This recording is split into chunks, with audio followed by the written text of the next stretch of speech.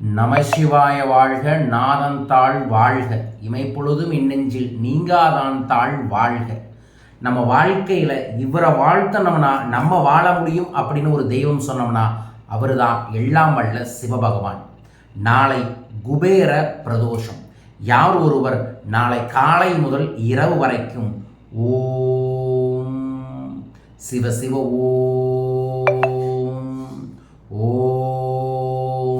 சிவ சிவ ஓம் என்கின்ற மந்திரத்தை, சிவமந்திரங்களில் கோடி மந்திரங்கள் இருக்குங்க. இந்த மந்திரம் இல்லறத்தான் ஐஸ்வர்யத்தோடு வாழணும் அப்படிங்கிறதுக்காக நமது சித்தர்கள் சொன்ன மந்திரம்தான். அதுவும் அகத்திய பெருமான் சொன்ன மந்திரம்தான் ஓம் சிவ சிவ ஓம். பிரதோஷ நாளில் இந்த பிரபஞ்சத்திலேயே ஒரு தெய்வீக மாற்றம் ஏற்படும். அந்த தெய்வீக மாற்றம் ஏற்படும் பொழுது நந்தி பகவானுக்கு அபிஷேகங்கள் ஏற்படும். அந்த அபிஷேகத்தை பார்த்து சிவலிங்க வழிபாடுகளை செய்யும்போது இந்த மந்திரத்தை சொன்னால் நம்மை சுற்றியும் சிவகணங்களும் சித்தர்களும் தேவதைகளும் வருவார்கள். நாம் என்ன மனநிலையில் இந்த விரதம் இருக்கிறோமோ அந்த மனநிலைக்கு ஏற்றவாறு ஆசிகளை வழங்குவார்கள். நாளை அற்புதமான குபேர பிரதோஷம். நீங்கள் நாளை காலையில் எழுந்திரிச்சு தலைக்கு குளிச்சுட்டு, ஆண்கள் எண்ணெய் தேய்த்து குளிங்க, பெண்கள் மஞ்சள் தேய்த்து குளிங்க. நாளை முழுவதும் உங்கள் மூச்சா பேச்சா செயலா எழுத்தா எல்லா நேரமும் ஓம் சிவ சிவ ஓம் என்கின்ற மந்திர ஜபத்தை முன்னிறுத்துங்கள். அடுத்தது மாலை 4 மணிலிருந்து 6 மணிக்குள்ள ஏதோ ஒரு சிவாலயத்திற்கு போய் அபிஷேகத்தை மட்டும் பார்த்துட்டு உள்ளங்கையை உங்கள் தொடமேலை இப்படி வச்சுட்டு மனசுக்குள்ள ஓம் சிவசிவ ஓம் மட்டும் சொல்லுங்க. யாருக்கிட்டையும் பேசாதீங்க, எதையும் பார்க்காதீங்க. அபிஷேகத்தை பாருங்க, உங்கள் மூச்சை கவனிங்க. அபிஷேகத்தை பாருங்க, உங்கள் மூச்சை கவனிங்க. அபிஷேகம் முடிஞ்சு ஆரத்தி காமிச்சதுக்கு அப்புறம் அதே மந்திரத்தை ஆரத்தி காமிக்கும் போது மனமாற ஓம் சிவசிவ ஓம் ஓம் சிவசிவ ஓம் என்று நீங்கள் ஒரு 16 முறை சொல்லி கோயிலில் சாஷ்டாங்கமாக வந்து இறைவன்கிட்ட ஆசீர்வாதம் வாங்கிட்டு அங்கே கொடுக்கக்கூடிய பிரசாதத்தை சாப்பிட்டுட்டு கண்டிப்பாக 4 பசுவுக்கு 4 வாழைப்பழம் ஒரு பசுவுக்கு கொடுத்துட்டு உங்களோட செல்வ வேண்டுதலை வேண்டிட்டு இந்த பசுவை கொடுங்க.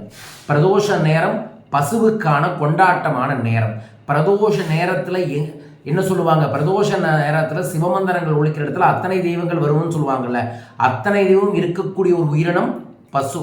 பசு ஒரு காரியத்தில் வருதுனாவே அத்தனை தெய்வங்களும் சித்தர்களும் வராங்கன்னு அர்த்தம். நீங்கள் இந்த வழிபாடுகள் முடிஞ்சு பசுவுக்கே பிரசாதம் தந்தீங்கன்னா உங்களோட ராசி நட்சத்திர லக்ன திசை சூழல் பரிகாரமாக இருக்கக்கூடிய அத்தனை தெய்வங்களையும் வேண்டி இந்த பிரசாதத்தை அவங்ககிட்ட கொண்டு போய் சேர்த்தக்கூடிய வாய்ப்புகள் கிடைக்கும்.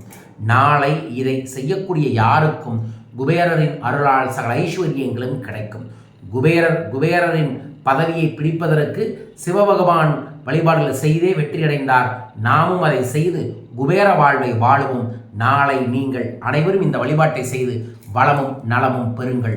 வரும் வெள்ளிக்கிழமை அற்புதமான வரலட்சுமி நோம்புடன் இணைந்து வரக்கூடிய அபஜித் முகூர்த்த நேரம் ஆடி பௌர்ணமி.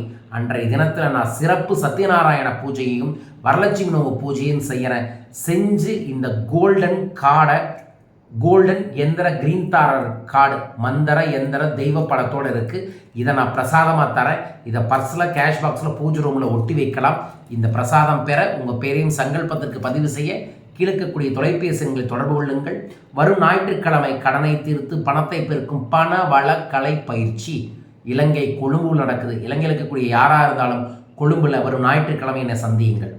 ஆடி செவ்வாய் முன்னிட்டு ஆடி செவ்வாய் அடுத்த செவ்வாய் ஆடி செவ்வாய் அதோடு சேர்ந்து மகா சங்கடர சதுர்த்திலேயே மிகச்சிறந்த சங்கடர சதுர்த்தி வருது.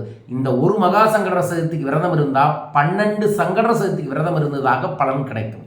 அந்த பலனோடு சேர்ந்து 61வது மாதமாக நான் நடத்தக்கூடிய ருணகர லட்சுமி குபேர கணபதி பூஜையில் இந்த அற்புதமான தனவசிய கணபதியை பூஜை செஞ்சு 61 நபருக்கு பிரசாதமாக தர இருக்கின்றோம். உங்கள் பேரையும் இந்த பூஜைக்கு பதிவு செய்யுங்கள். சகல ஐஸ்வர்யங்களையும் பெறுங்கள். மீண்டும் ஒரு அற்புத பதிவில் உங்கள் அனைவரையுமே சந்திக்கின்றேன். அனைவருக்கும் நல்லது நடக்கட்டும். வாழ்க.